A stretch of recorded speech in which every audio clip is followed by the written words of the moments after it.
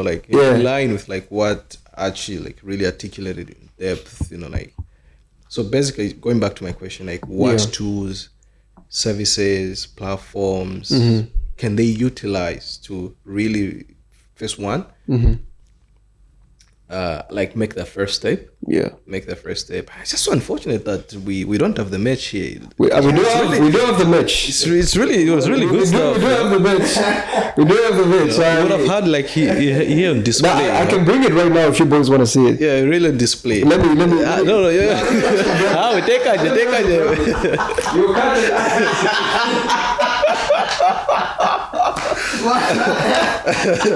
Let me sell my market.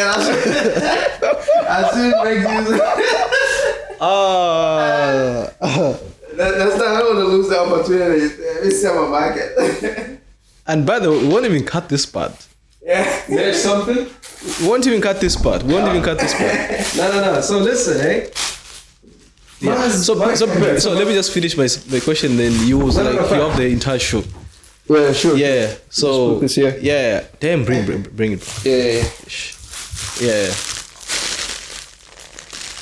So I guess we'll have like a special episode just like dedicated to like having really gratitude, because for me, not like I'm really gassing it because you know what's funny though, yeah. It's the first time I ever did a video.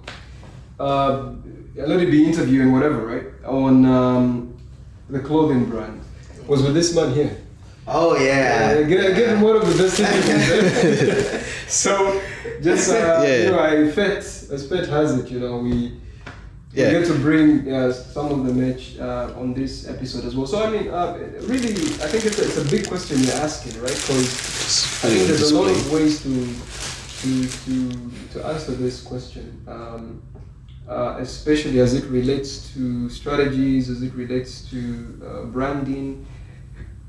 Marketing, audience, all of that stuff. Especially that we're talking about social media marketing, like leveraging the attention you're getting on social media to sell. You know what I mean? I think in a lot of ways it's a very difficult industry. If you're in it for like a quick, to make a lot of money real fast, I think it's a very slow business. That will be a very slow business for you, especially if you are new to the whole idea of like streetwear, fashion business basically, and like just how the whole streetwear industry works from the place of the clothing brand owner. Yeah, so it's a very you sort of have to depend on luck, like after doing everything right. After identifying your audience, after identifying your brand message and communicating that, putting some heavy marketing behind it, going out there into whatever environment you feel resonates with your brand. I've seen a lot of people go. I mean, it could be as simple as starting a clothing brand, a fitness clothing brand. Yeah, spending time in the gym, like that's your environment. Going to talk to people, the actual people that will be wearing these products, and seeing what they feel about the product. Because you can't be pushing the fitness merch and none of the fitness people has ever worn it. One, you haven't even identified, we're talking about problems just a minute ago. None of the people that, you haven't seen a need in the market, you know what I mean? Right. You haven't talked to the market, you know what I mean? So I think even after all of that, even after doing your homework in all those different ways, sometimes it may just come down to luck. Yeah. Whether or not, and that is to the idea of whether or not you're going to scale, or just, where your business fails or has stunted growth. So I think it takes a lot out of you. It's a very personal business because I think people buy from the audience, especially your first audience, buys from people they like. Yeah. You know what I mean? So they want to feel like, they're not buying a t-shirt.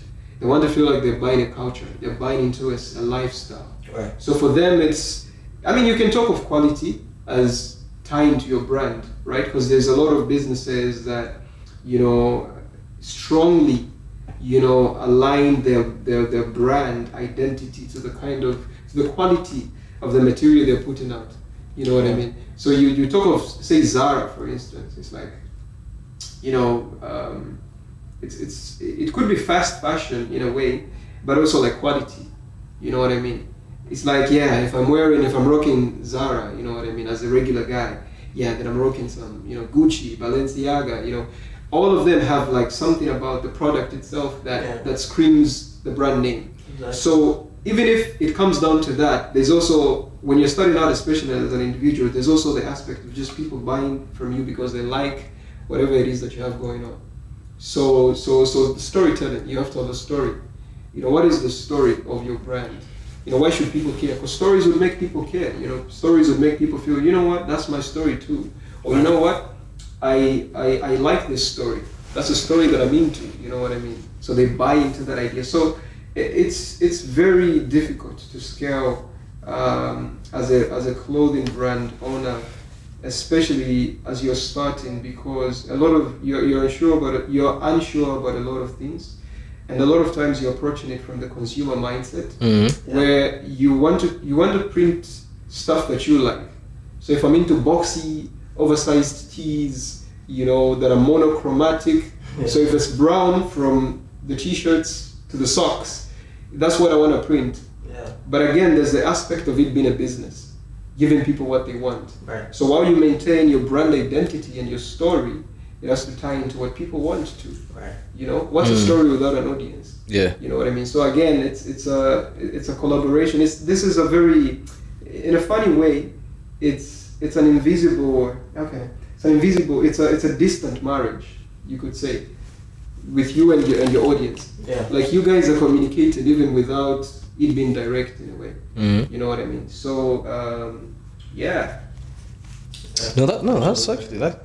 I just had to bring him. I just had to bring it because I mean, not that he's my friend or anything, but you know, like so with clothing brands, and I think this is like the point you're trying to make. Is like it has to be something that you're really, really passionate about, because it's like it's very like you're not communicating utility. Let's say the way maybe most products would do, right? But it's like, yeah, there's a message to it. There's a culture, you know. There's certain emotions you're trying to say. Because I mean, at the end of the day, it's a piece of clothing, right?